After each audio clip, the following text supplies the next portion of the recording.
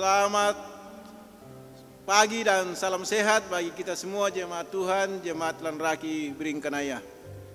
Selamat berjumpa lewat renungan harian yaitu Kalimpong Boba edisi Rabu 30 September 2020 yang terambil dari Injil Yesus Kristus menurut Matius, yaitu Matius 9 ayat 5 sampai 8. Sebelum kita membaca, kita berdoa. Bapa dalam surga, kami bersyukur atas kasih kemurahan-Mu yang Engkau anugerahkan kepada kami sehingga kami dapat beristirahat dengan tenang dan saat ini bangun dengan tubuh yang penuh keberkatan. Dan untuk memulai seluruh aktivitas kehidupan kami hari ini, kami akan melandasi dengan iman lewat pembacaan firman-Mu yang kami akan membaca. Tapi sebelumnya itu Tuhan, Engkau mengurapi hamba-Mu dengan Roh-Mu yang kudus agar dapat menyampaikan firman kebenaran-Mu ini sesuai dengan kehendak Tuhan. Dalam Kristus Yesus kami berdoa. Amin. Inilah Injil Yesus Kristus menurut Matius 9 ayat 5 sampai dengan ayatnya yang ke-8 oleh Lembaga Alkitab Indonesia memberi judul Orang Lumpuh Disembuhkan.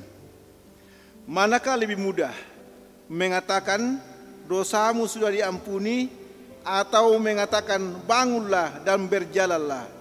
Tetapi supaya kamu tahu bahwa di dunia ini anak manusia berkuasa mengampuni dosa. Lalu berkatalah ia kepada orang lumpuh itu, bangunlah, angkatlah tempat tidurmu dan pulanglah ke rumahmu. Dan orang itu pun bangun lalu pulang. Maka orang banyak yang melihat hal itu takut lalu memuliakan Allah yang telah memberikan kuasa sedemikian itu kepada manusia.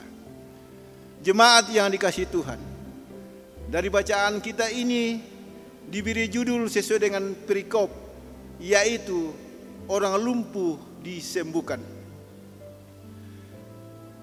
Orang yang membawa orang lumpuh kepada Yesus Kristus adalah mempunyai peran yang sangat penting dalam penyembuhan ini. Dan yang kedua adalah Tuhan Yesus Kristus sendiri. Yesus Kristus melihat iman orang yang membawa orang lumpuh itu kepada Tuhan dan juga orang lumpuh yang disembuhkan itu. Orang lumpuh percaya akan sembuh, karena itu dosanya diampuni. Lumpuh adalah tanda kematian. Kelumpuhan seseorang mengakibatkan tidak bisa berbuat apa-apa. Daya kreasi terbatas. Dosa dan kejahatan melumpuhkan umat manusia.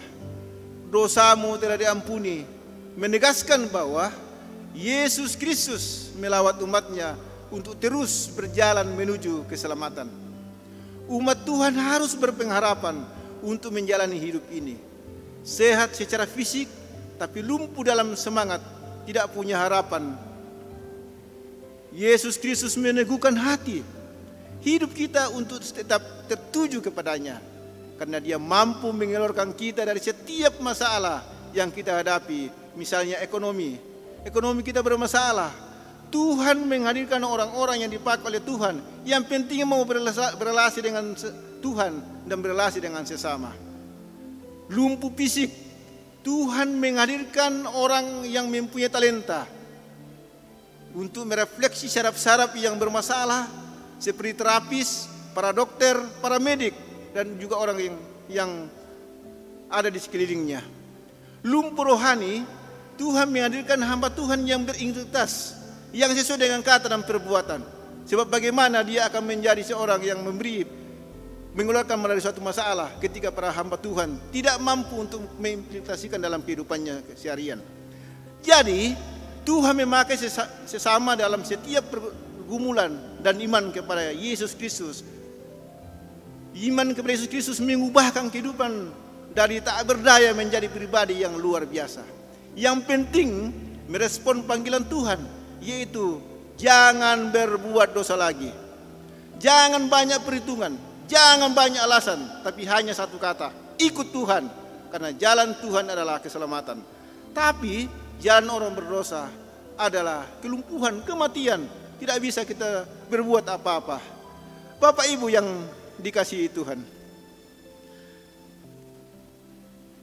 apapun masalah kita saat ini, datanglah kepada Tuhan.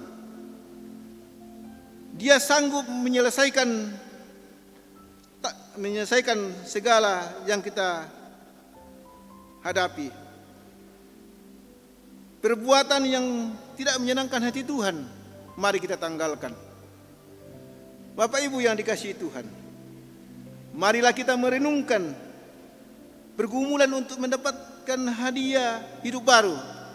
Pergumulan dalam segala hal kita renungkan. Itu berarti bahwa kita menghadirkan Tuhan untuk ikut campur dalam segala pergumulan kehidupan kita.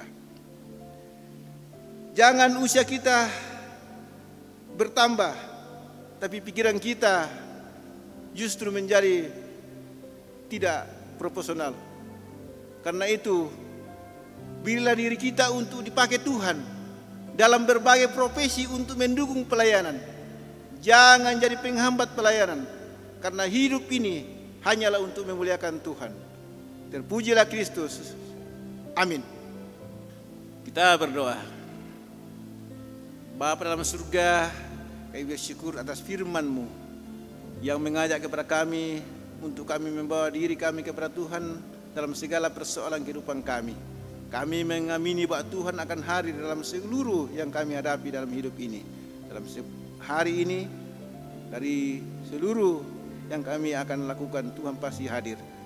Begitupun akan seluruh jemaat Tuhan, jemaat Landraki Biringkanaya, Engkau hadir dalam segala kehidupan mereka hari ini. Dalam Kristus Yesus kami berdoa. Amin.